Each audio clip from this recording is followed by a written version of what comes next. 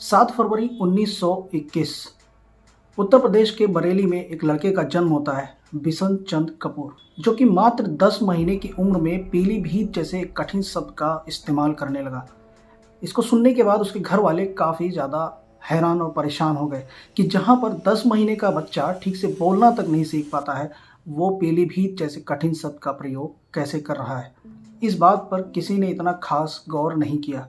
वक्त बीत रहा था और लगभग 4 साल के बाद बिशन के पिता बिशन चंद को लेकर एक शादी में जाते हैं। वहाँ से लौटने के बाद उनकी ट्रेन एक पीलीभीत नाम के स्टेशन पर रुकती है।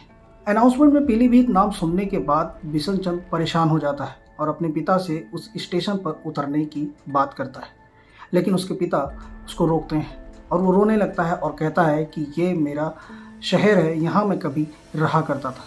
ये सुनने के बाद बिशन चंद के पिता हैरान और परेशान हो जाते हैं कि क्या ये पुनर्जन्म की कहानी है या कोई भ्रम है।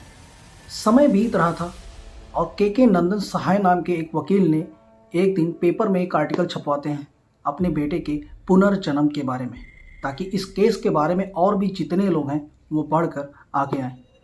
तभी उन्हें बिशन चंद के केस के बारे में पता चलता है और वो उससे मिलने के लिए उसके घर आते हैं। तो उन्होंने बिशन चंद से बहुत सारे सवाल किए और उसका रिकॉर्ड बनाना शुरू कर दिया। तो बिशन चंद ने बताया कि उसका नाम लक्ष्मी नारायण है और उसका जन्म पीलीभीत में हुआ था। इस बात की पुष्टि करने के लिए बिशन चंद सहाय के साथ पीलीभीत चला जाता है और वहाँ पे अपनी माँ यानी कि लक्ष्मी नारायण की माँ से मिलता है। लक्ष्मी नारायण की माँ उससे कई सारे सवाल ऐसे करती हैं जो सिर्फ लक्ष्मी नारायण को पता होता है और बिशन चंद ने उन सभी सवालों का बिना सोचे एकदम सटीक जवाब दिया था। ये सारा सिचुएशन देखने के बाद सहाय ने इन सभी चीज़ों का एक प्रॉपर डॉक्यूमेंट तैयार किया और उसे लेकर अपने साथ चले जाते हैं और ये इन्वेस्टिगेशन यहीं पर रुक जाती है। कई साल बीत जाने के बाद रिकार्नेशन एक्सपर्ट E.N. स्टीवेंसन ने इस केस को रीओपन किया और दोबारा से इस पर जांच करना शुरू कर दिया।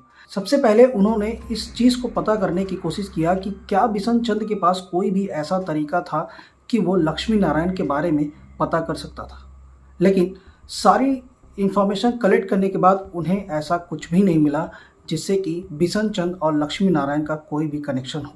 और उन्होंने सहाय द्वारा लिखे गए डॉक्यूमेंट्स जो तैयार किए गए थे उसके आधार पर इस केस को आगे बढ़ाते हैं।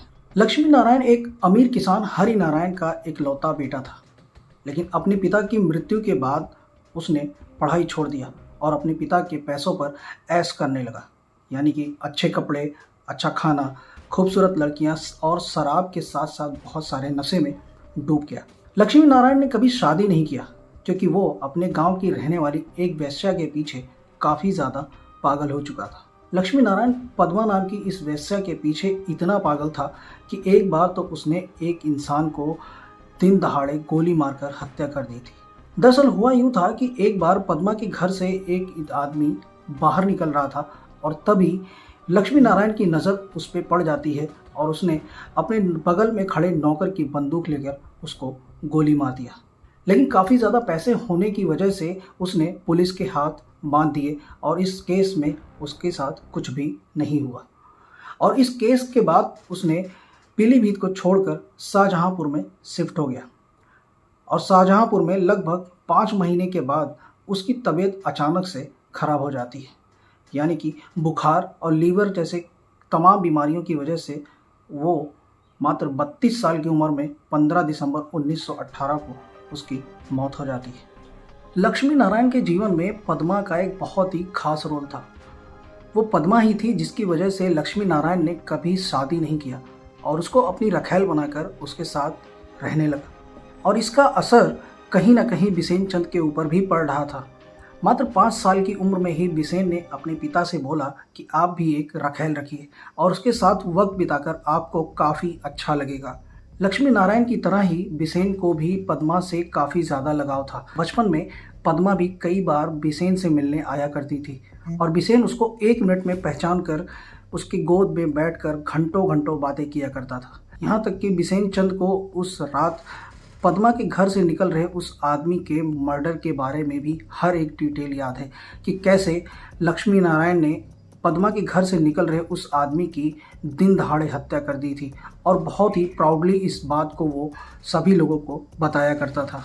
23 साल की उम्र हो गई थी। एक दिन बिसेन पद्मा से मिलने के लिए उसको अपने ऑफिस बुलाता है। उस दिन वो इतना एक्साइटेड हो जाता है कि अपने सामने पद्मा को देखकर एक्साइटमेंट में बेहोश हो जाता है।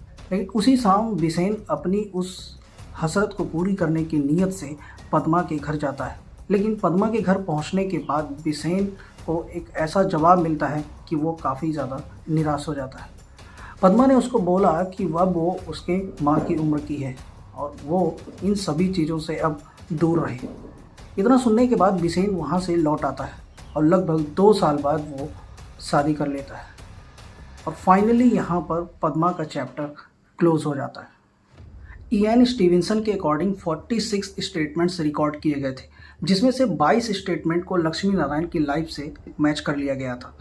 लेकिन उन सभी स्टेटमेंट्स में से एक सबसे खास था, जो कि घर में छिपा हुआ खजाना था। यानी कि लक्ष्मी नारायण के पिता हरि नारायण मरने से पहले अपने घर में काफ़ी सारा धन छिपा कर गए थे, जिसका एग्जैक्ट लोकेशन तो बिशन चंद ने नहीं बता पाया, लेकिन उस कमरे को ढूंढ लिया जहां पर उस खजाने को छिपाया गया था। लेकिन बाद में खुदाई करने के दौरान पता चला कि इस घर में काफ़ी ज़्यादा मात्रा में सोने के सिक्के और गहने भी निकले थे। अब बिशन चंद की लाइफ में लक्ष्मी नारायण की लाइफ भी इन्फ्लुएंस होने लगी थी। बिशन चंद अपनी गरीबी के लिए अपने पिता को कोसता था। वो पैसे मांगता था और रोता था। पैसे ना मिलने पर अपने कपड़े फाड़ देता था।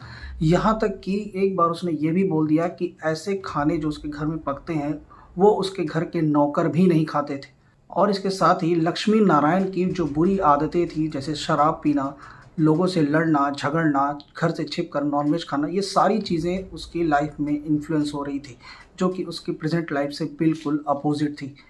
लेकिन धीरे धीरे समय बीतता गया और धीरे धीरे चीज़ें धुंधली होती चली गईं। लक्ष्मी नारायण की बुरी आदतें और मेमोरीज कहीं ना कहीं बिशन चंद पे असर डाल रही थी, जिसकी वजह से उसके अंदर हमेशा एक बेचैनी सी रहती थी। उसको ये लगता था कि ये गरीबी, ये बेचैनी उसके पिछले जन्म के कर्मों की सज़ा है, खासकर उस आदमी की हत्या। इन सभी चीज़ों पे वो कंट्रोल करना चाहता था, लेकिन कंट्रोल हो नहीं पा रहा था। लेकिन काफ़ी समय के बाद कंट्रोल करते करते इन सभी चीज़ों पे वो काफ़ी हद तक कंट्रोल कर ले गया और धीरे धीरे एक नॉर्मल इंसान की तरह नॉर्मल लाइफ जीने लगा। ऐसी और वीडियोस के लिए आप चैनल को सब्सक्राइब कर सकते हैं और कमेंट का आपके मुझे हमेशा इंतज़ार रहेगा।